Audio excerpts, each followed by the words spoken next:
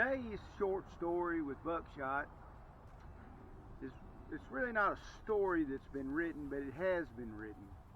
It's a story of my genealogy, what I've been working on for quite some time, and find it very interesting on my whole family line, both my paternal and my maternal. But this one's on the Nixon line, and what I've discovered, what I believe to be true. And it takes us from starting in Tennessee, where Charles and Mary Carter Nixon came from Spotsylvania County, Virginia, to Tennessee with a migrating party around 1808. And I've got some court documents where they were actually sued over some properties back in Virginia, along with many that were in the migration group. Kind of funny how they all grouped them together. I guess they figured, well, they're gone, so let's sue them. And I would have not thought that there would have been a lot of lawsuits, but it's unbelievable the amount of lawsuits I found. Interesting. But so this video is about starting, actually I guess with my son, through me, through my dad, then my grandfather, and then on back.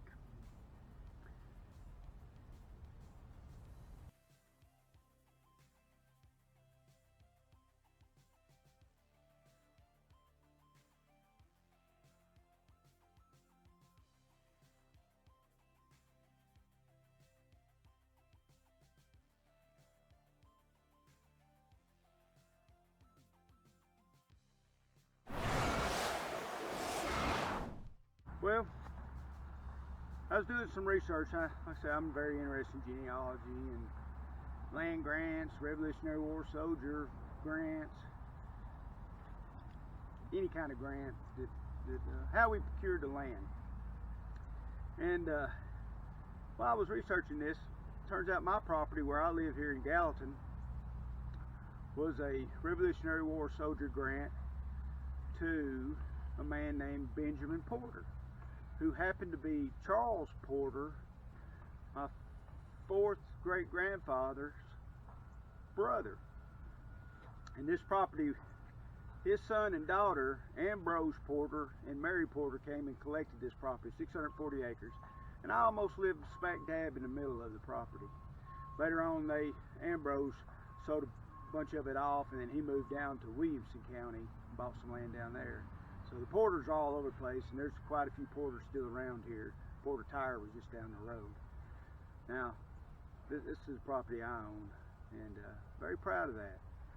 Now going back to the genealogy of my family, so I was born in Nashville, 63. My dad was born in 44 in Nashville. He was born at, I believe it was at 514 Russell Street in Nashville. He was born at home and raised in Nashville, out in the Donaldson area. And my grandfather worked for the Metro Airport and out at Berry Field. And he lived in Nashville from Smith County. He was born in Smith County, Pleasant Shade, Defeated Creek area, and he passed away at 714 Fatherland Street in Nashville. Gone by the house since then. They've really done a wonderful job of restoring it and updating it. Very, very pretty home now. But that's where Granddaddy passed away in 1972.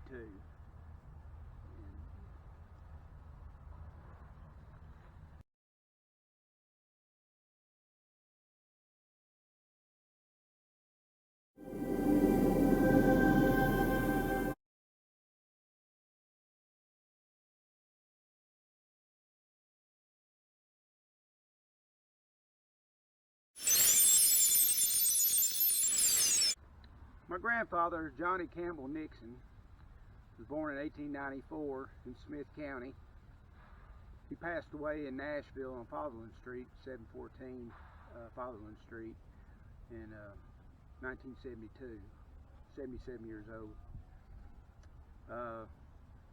He was 50 years old when my father was born.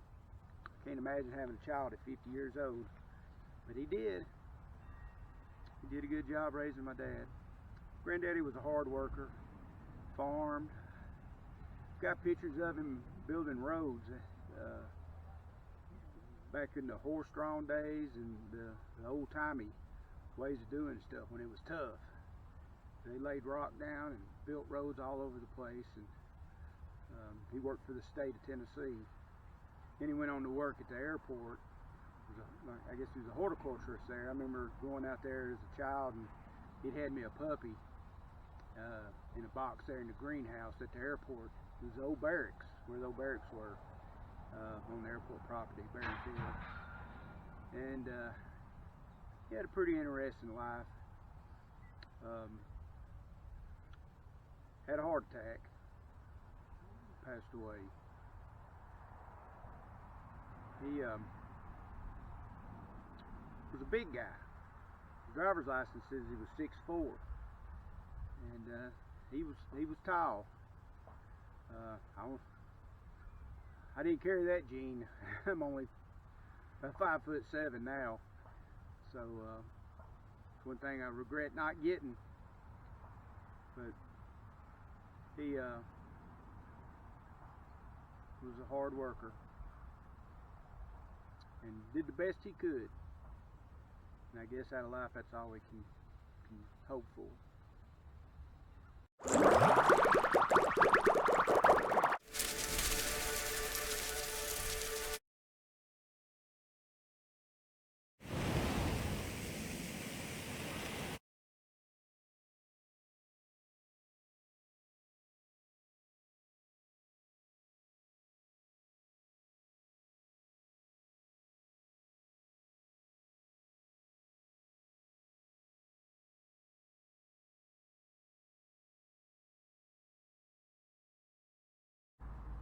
My grandfather's dad was Joseph Albert Nixon. He was born in 1873 and died in 1947. About 3 years after my dad was born, 1944. So I don't guess my dad ever knew him, or remembers him anyways. But he was a farmer. And he's the one that purchased the farm at the end of new Nixon Holler Road, where Jerry and Uncle Clifton used to live until he passed away. And he was my granddaddy's youngest brother. Granddaddy was the oldest. Uncle Clifton was the youngest, and it was 11 kids that Joseph Albert had with Sally Jane Hackett. And they were two brothers married two sisters. Two Nixon boys married two Hackett girls. But like I said, they had a century farm, and David Albert Nixon, he registered the farm as a century farm. So if you want to look it up, it's the Albert Nixon Farm, Century Farm in Smith County. He lived a pretty productive life, and I've shared some photos. But he was a farmer his whole life, and ran for office and won a couple in Smith County. Skin must be tougher than mine. I don't think I could take being a politician, especially nowadays climate. But I say that, really the climate hasn't ever changed. I mean, it's always been brutal. That's what makes the United States the United States. It's us get an idea and going for it and proving it's the right thing.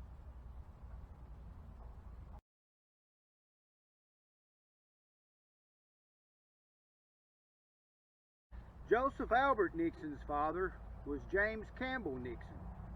And my granddaddy was Johnny Campbell Nixon. So I feel like he was named after his grandfather. So I'm sure he was. And I named my son Jeremiah Campbell Nixon after my granddaddy and my great-great-granddaddy. However, they called him Pa Jim, where Joseph Albert was called Pappy. But Pa Jim was born in 1843, died in 1928. He lived a good long life. He was 83 years old, almost 84. He was a farmer. He fought during the war, joined the Army right here in Gallatin, Tennessee at the courthouse, went to Camp of Instruction, Camp Zollicopper up in Portland, Tennessee, which was Richland then. Pretty interesting story how that name got changed. I may do a video on that later on. But he had quite a few kids. But he lived a good long time and an eventful time in his life. He was got pictures of him.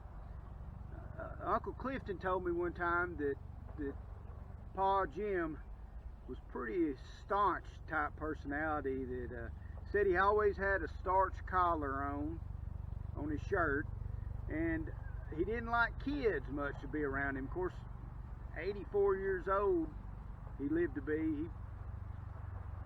You know, sometimes we get older like that, we don't want to be bothered with little children running around. But I just don't see him that way. Now, when I was young, my granddaddy gave me some Confederate money, and he said that his grandfather fought for that money. And I always thought he was really fought for that piece of money, but he didn't. He just fought in the war, the Northern aggression.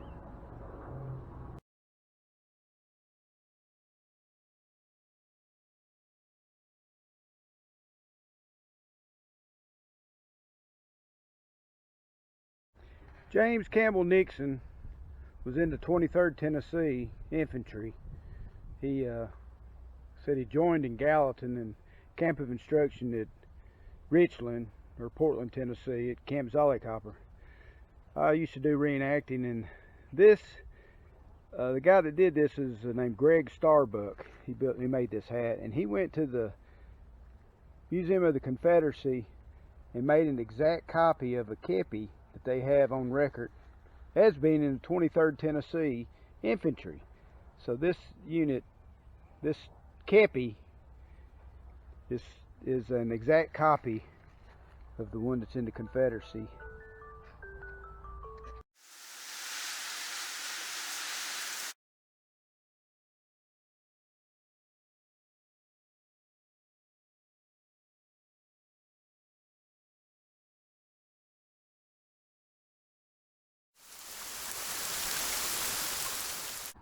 James Campbell Nixon's father was William Nixon. He was born in 1800 back in Virginia, and where I think he was buried in Spotsylvania County. I think they were living there at that time. He's got a couple older sisters that were born, I believe, in Stafford County, Virginia, but they'd moved down to his father-in-law's 550-acre farm in Spotsylvania County at the time that William was born in 1800. He lived to 1880, lived 80 years. He was married to Mary Ann Odom. She was born in 1804, and she passed away in 1887, so she outlived him by 7 years. Born 5 years after him, so pretty interesting. But they were farmers, and I found where he's bought a lot of property, had several children. Of course, James Campbell was one of them, who I'm descended of. And he had four sons that fought in the war. Let's see, the oldest was Thomas Jefferson Nixon. He passed away, he was born I think in 1839, and he passed away in 1868 possibly. And I've reached out to some of his ancestors that live up in Kentucky. And then there was Charles Hamilton, and it was then there was Samuel Odom Nixon, and then James Campbell Nixon. So there's 4 boys that fought in the war. All William Nixon's children. He owned a lot of property and bought a lot of property that I found in records. Anybody's interested, I can show you all the information I have on him. They're buried in Smith County, and I know exactly where they are. I'll be glad to show anybody.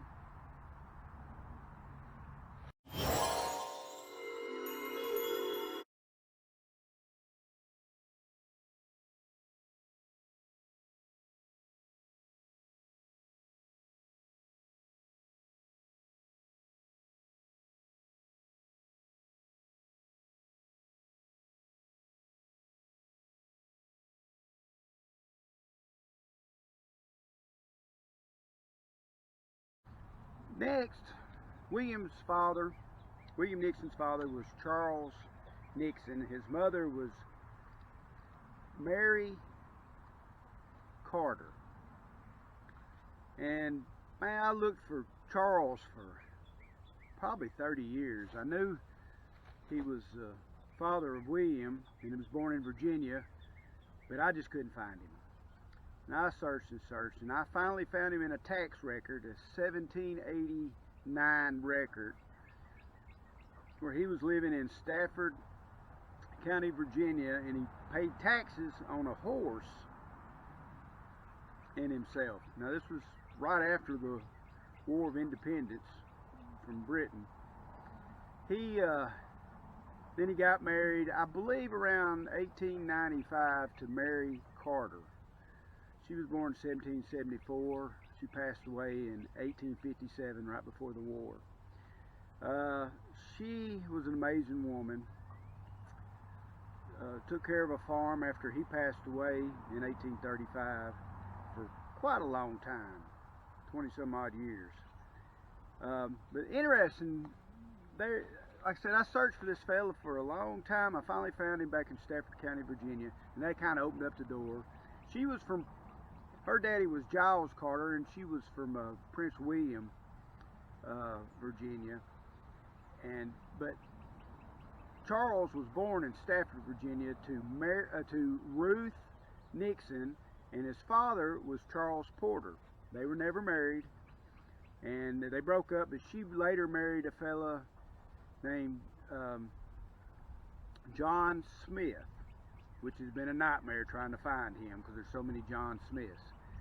But I do believe they moved back down to North Carolina, where I think her father and mother was Austin Nixon and Ruth Nixon, and I think she was a Barney, possibly. However, he lived during the Revolutionary War. His father, Charles Porter, was a quarryman. He quarried a lot of stone in Aquia Creek area in Virginia, and that stone, I think it was 36 columns. They were 3 by 3 by 36 feet long, or maybe 26 feet, and they were used, it was a limestone, and they were used when they built the Capitol. And it's supposed to have been a structure that was help holding it up. What I understand, there's a lady that has written a book, Miss Eby, and she documented all that information and shared it with me. I was really proud to have it. We, about 4 or 5 years ago, we went on vacation to Virginia, to those exact areas where they lived, where lawsuits that I found were there. We met Miss Eby, and she showed us around. Jerry Lynn was her name, Jerry Lynn Eby, Gregor, and very nice lady, carried us around and showed us all these different areas. It was just a great vacation. I felt like I was at home, I guess you could say. It was a tingling sensation the whole time I was there visiting these sites. She carried us to some of the mining areas where they cut this stone out and the techniques, how they did it. Very interesting. And she always wondered if once Charles left, Charles Nixon left that area in Virginia, and he moved down to Spotsylvania County on Giles Carter's farm. He ran it, him and his wife, Mary Carter Nixon. Then after that, a group of them left and moved from Virginia to Tennessee, and that's when all the lawsuits started after they'd moved. And I think they moved around. They came in a party, migration party, around 1808, and because I found them in Smith County after that. He's witnesses to deeds and whatnot. But it was a group of men and families: James, Herod, William Herod, John Porter, William Porter, William Herod, John Walters, William Walters, the Nixons, Charles Nixons, and Joseph Flemings. They were all in a group that came down, and the Carter. And the Carter moved on up to Franklin, Kentucky. And I've been to the area there. She ended up building a massive house, and she was married to John Carter, who I believe was the brother of Mary Carter, who was married to Charles Nixon. But so that's how they got to Middle Tennessee, in a migrating group from Spotsylvania, Virginia.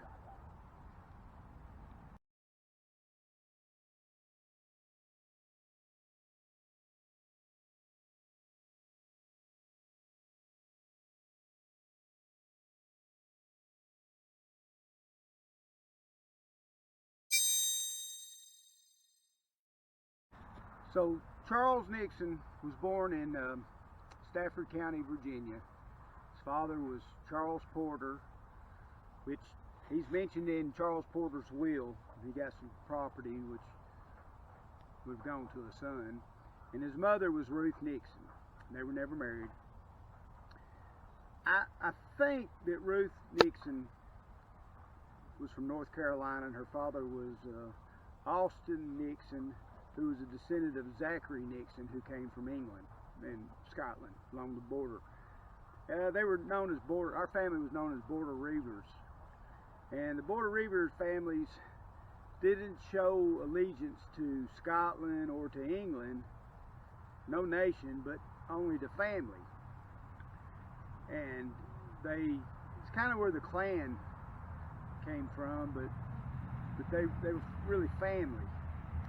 And the Nixon family were in the Middle Shire, in the Middle Marches of both Scotland and England. They're found on both sides of the border.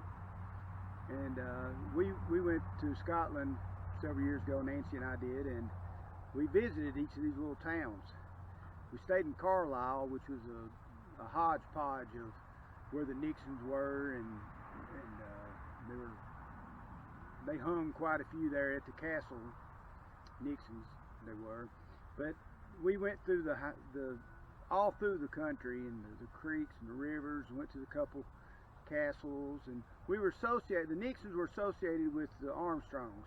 Not that they were under them; they weren't equal to the Armstrongs, which Neil Armstrong, the astronaut, in Gillinockie Tower, we went there, and he visited it back in the early 70s. But they were a separate family, and whenever the Armstrongs would go and reeve, which reeve is to steal actually, and they would go and they were farmers during the growing season and whatnot, but during the winter they would take livestock, lamb, sheep,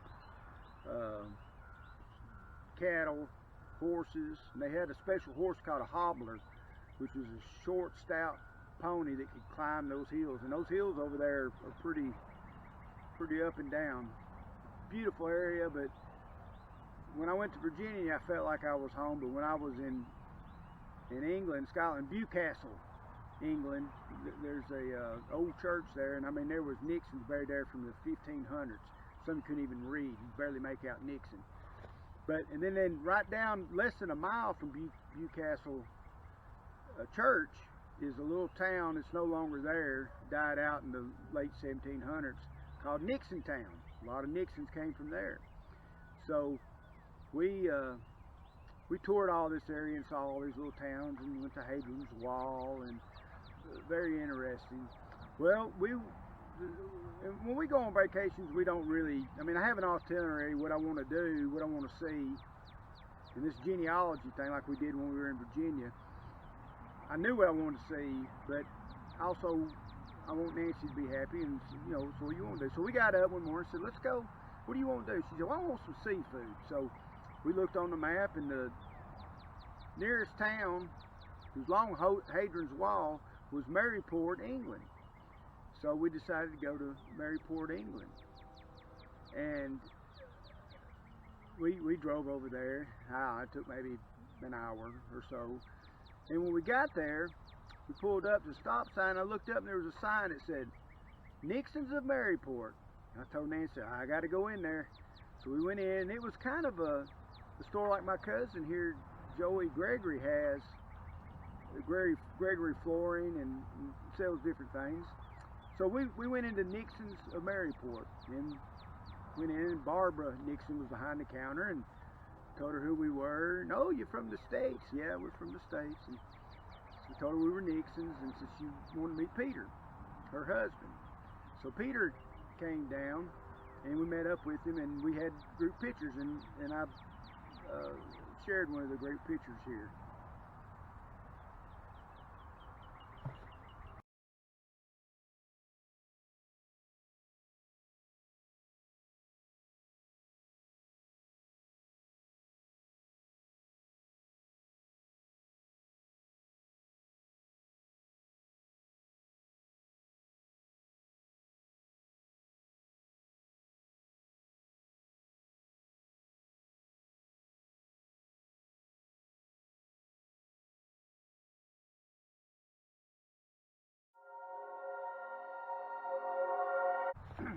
So when we were in Maryport, England, saw the sign says Nixon's of Maryport.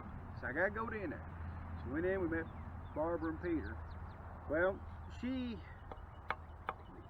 told us about it. She has a sister-in-law, Janet Nixon, who's married to Peter's brother, who's really into genealogy, a lot like I am. And since then we've shared emails and talked back and forth.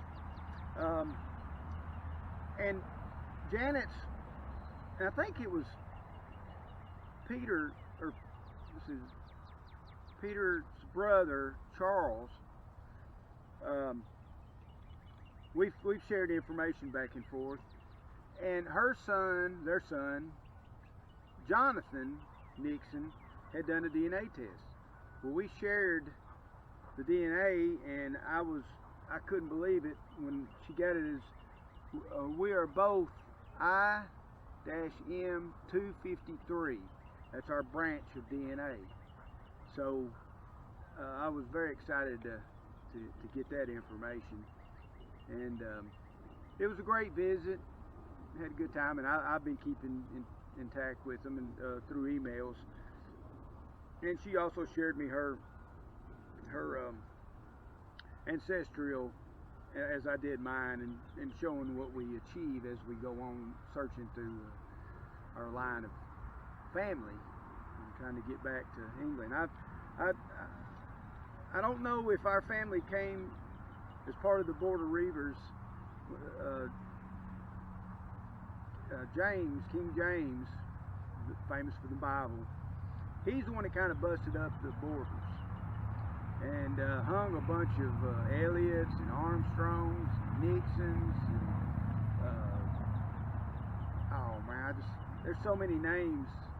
There were Border Reivers, Ridleys. Well, anyways, they busted all those up, and they sent a bunch of them to Northern Ireland, carried the rough bunches out there, and then when the potato blight happened, then they moved to the United States, and that was in the 1850s, 1840s. So I think our family came before that, because I find us, the Nixons and the Porters here in the United States, in the early 1700s, possibly even the 1600s. Well, here we got that train again. So I'm continuously looking